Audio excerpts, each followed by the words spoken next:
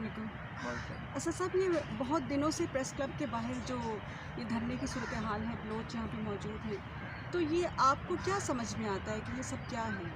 ہو رہا کیا ہے، سوائے اس کے کہ وہاں سے جو سیکورٹی فورسز کی جو پریس ریلیز آتی ہے وہ آتی ہے، لیکن ان کی کہانی کوئی نہیں بیان کرتا۔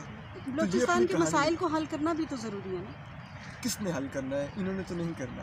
یہ جو بچیاں آئی ہیں جنہوں نے حل کرنا ہے، یہ انہی کے پاس آئی ہیں مانگنے کے لیے، حل مانگنے آئی ہیں، اور ان کو بتانے آئی ہیں کہ، اور ہمیں یہ بتانے آئی ہیں کہ ان کے ساتھ وہاں پر کیا ہو رہا ہے۔ ہم یہاں پر کارپیٹڈ سڑکوں پر گھومتے ہیں، نسبتاً بہتر گھروں میں رہتے ہیں اور اچھا کھانا پینا کھا لیتے ہیں۔ ہم وہ درد محسوس ہی نہیں کر سکتے جو یہ محسوس کر رہے ہیں پچھلے کئی دہائیوں سے۔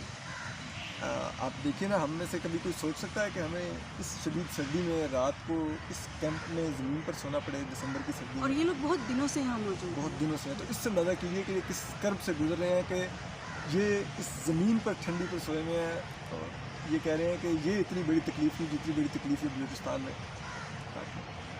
تو یہ جو سیکورٹی کے اور امن و امان کے مسائل ہیں، یہ تو حل طلب ہیں ہی، لیکن اس کے ساتھ ساتھ جو ان کی ڈیولپمنٹ کے مسائل ہیں، یا بلوچ نوجوان کا مسئلہ یا خواتین کا مسئلہ، کیا اس میں جو ان کے وہاں کے اپنے پولیٹیشنز ہیں وہ ذمہ دار نہیں ہیں؟ اچھا، میں ایک بات ہوں، ہم بار بار میں بہت دفعہ یہ سنتا ہوں کہ لائک بلوچ سردار بلوچستان میں ترقی نہیں ہونے دیتے۔ آپ بھی یقیناً سنتی ہوں گی، آپ مجھ سے سینئر ہیں، لیکن ایک چیز ہم نے کبھی سوچی ہے کہ وہ تمام کے تمام بلوچ سردار وہ تو ریاست کے حلیف ہیں۔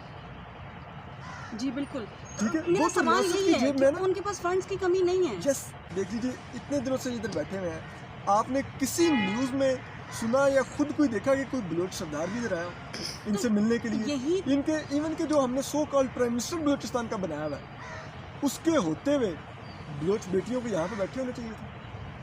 یہی تو وہ مسئلہ ہے نا کہ ہم ساری چیز ایک طرف تو کرتے ہیں، لیکن پولیٹیشنز کی بھی تو رسپانسبلٹی بنتی ہے نا، وہ کیوں پہلو تہی کرتے ہیں؟ میں یہی کہہ رہا ہوں نا کہ ہماری یہ سیاسی جماعتوں کو سوچنا چاہیے۔ جی جی جی، آج بھی P M L N Peoples Party Baloch سرداروں کی شاپنگ پر نکلے ہوئے کہ باپ پارٹی کے اتنے لوگ پی ایم ایل این توڑ کے لے گی، باپ پارٹی کے اتنے لوگ پیپلز پارٹی توڑ کے لے گی، ٹھیک ہے، لیکن ان میں سے کسی نے کوشش کی کہ وہ یہاں پر کیمپ میں آ کے بھی کوئی اظہار یکجہتی کرتا۔ کسی بھی حکومت کے گرنے اور بننے میں بلوچستان سے ہی ابتدا ہوتی ہے، وہیں سے سیاسی ہلچل شروع ہوتی ہے، تو پھر جو بلوچستان کے مسائل ہیں ان کو کون دیکھے گا؟ یہی تو بات ہے نا کہ ہماری دلچسپی بلوچستان میں اتنی ہے کہ وہاں کے چند سردار ہماری جیب میں ہونے چاہیے، ٹھیک ہے، بلوچستان کے وسائل ہماری جیب میں ہونے چاہیے۔ میرے آپ کے گھر میں گیس آتی ہے اور شروع سے آتی ہے، ٹھیک ہے، وہ بلوچستان سے آتی ہے۔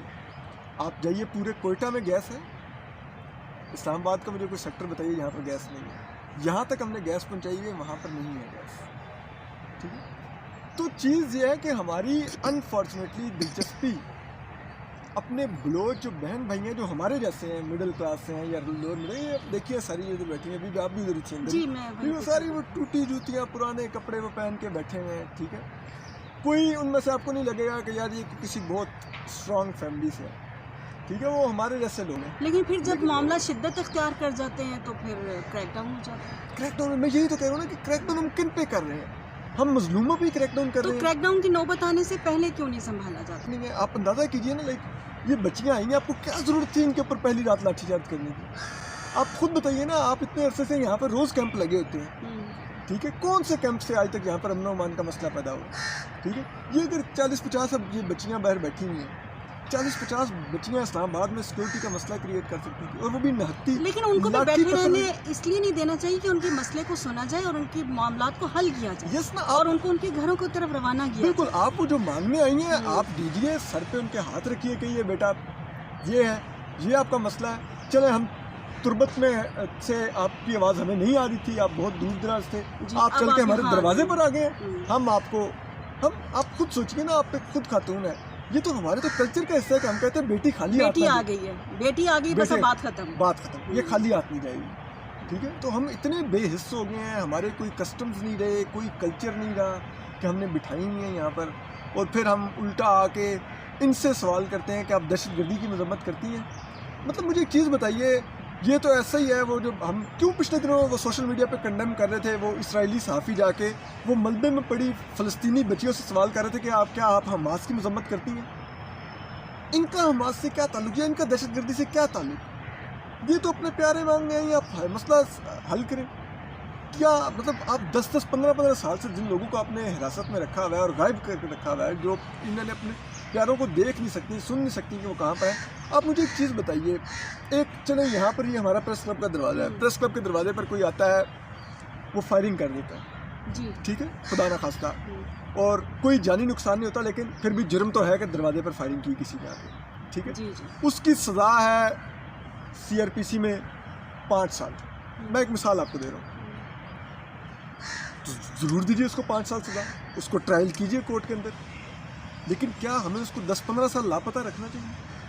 نہیں، جو اس کا کی تو سزا جواز بنتی نہیں بنتا نا. تو میں کہہ رہا ہوں تو پھر انہیں سب معاملات کو تو حل ہونا ہے، کیونکہ کوئی- پاکستان میں رہتے ہوئے چاہے وہ پاکستان کے شہری ہیں، چاہے کسی بھی اسٹیک ہولڈر سے ان کا تعلق ہے، کوئی بھی پاکستان سے وفاداری کے اوپر حرف آنے کا نہیں سوچ سکتا. بالکل تو ان معاملات کو حل کیا جانا چاہیے. بالکل آپ درست کہہ رہی ہیں. میں یہی کہہ رہا ہوں کہ آپ ایک چیز سوچیے کہ آپ کیوں یہ ہمارے پاس، یا تو ہم بتائیے نا کہ بلوچستان پر آرٹیکل 16 کا اطلاق نہیں ہوتا ہے کہ آپ کو فریڈم آف، جسے کہتے ہیں نا وہ assembly of freedom of expression of protest ہے، ٹھیک ہے، کہ آپ جمع ہو کر اپنی کسی بات پہ احتجاج کر سکتے ہیں.